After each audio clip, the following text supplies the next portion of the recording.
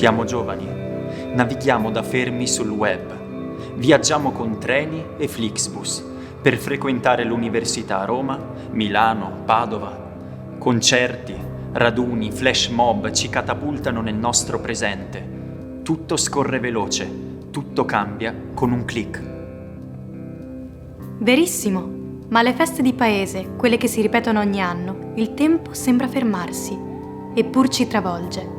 Perché sono forse le uniche occasioni in cui si radunano tutti, in famiglia e in comunità, giovani e bambini, adulti e anziani. Abbiamo voluto capire come e perché, attraverso un viaggio in Alto Friuli alla scoperta delle radici delle feste. Quelle che nell'antica civiltà contadina scandivano il duro lavoro, concedendo rari momenti di svago e creatività. Un viaggio attraverso le storie di 7 feste, quasi tutte ancora praticate, tra originarietà e innovazione, che da dicembre a settembre sottolineano l'atteso valore della rinascita con la bella stagione. 7 feste per 7 emozioni.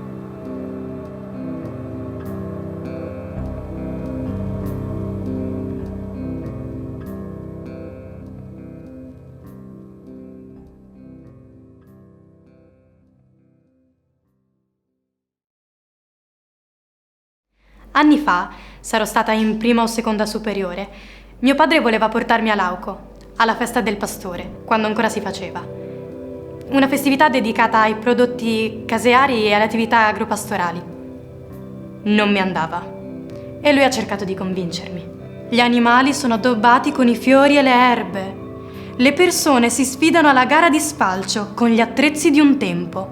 Puoi assaggiare il latte appena munto e i formaggi. A quell'età ci si riversava nei centri commerciali e l'idea di trascorrere una giornata in Carnia, in mezzo alla natura, non mi attraeva, quindi non ci sono andata. Più tardi, dopo qualche anno di università a Milano, tornare in Friuli è stato come prendere una boccata d'aria. Con alcuni amici ho iniziato a girare nei paesi dell'Alto Friuli per scoprire le radici di questo benessere. C'era un ottimo motivo per far festa a Lauco. Si festeggiava il pastore e ancor prima le mucche, di rientro dalla monticazione estiva. Si festeggiava dunque lo spostamento noto come transumanza verso gli alti pascoli, che da fine giugno a settembre spingeva bovini e ovini sulle malghe e famiglie negli stavoli in alta quota a produrre e consumare foraggi alpini. Una secolare epopea di generazioni di montanari che anno dopo anno hanno aperto squarci nella foresta, trasformandola in una montagna giardino. Una montagna giardino che diventava paese e ripeteva lassù le antiche forme della vita comunitaria. Le donne a falciare, i ragazzini a guizzare sugli slittini da prato, i ragazzi con le pecore al pascolo, i nonni a fumare trinciato e fiori secchi con la pipa. L'importante approvvigionamento del fieno per l'inverno si fondava quindi su questa trasferta nei pascoli e nei prati ad alta quota, che ha distinto la comunità di Lauco con la vocazione pastorale sin da prima della romanizzazione, proprio grazie alla superiorità morfologica del suo altipiano, che raggiunge le soglie dei 1200 metri. Pascoli e prati davano alimento al bestiame, bovini e ovini che producevano il latte e assicuravano la sussistenza. Era molto stretto il legame tra famiglie e animali, fino agli anni 50 del Novecento. Un legame fondato sulla gratitudine, verso il bestiame e l'intera comunità che li curava.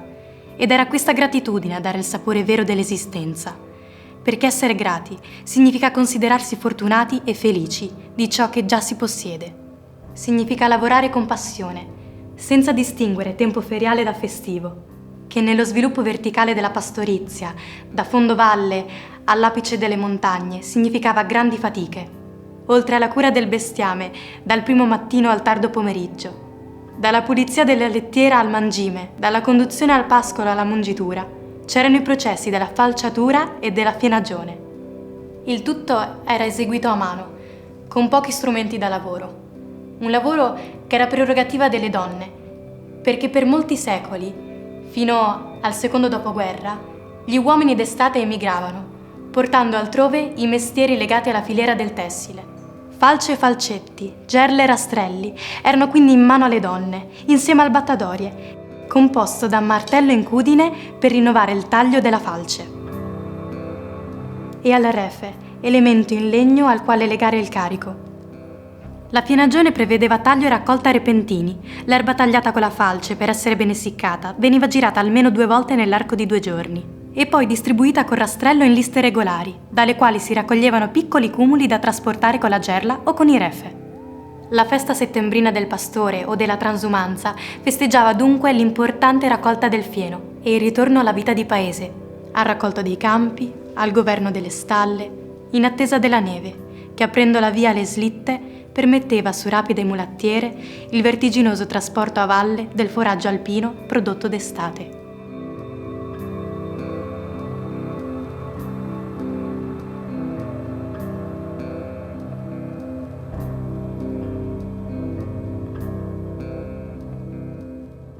Sette feste per 7 emozioni. È il nostro messaggio di una rinascita, che dal passato si rilancia nel presente. All'insegna della tipicità territoriale e della sostenibilità ambientale. Ma anche della salute, della socializzazione e del turismo lento.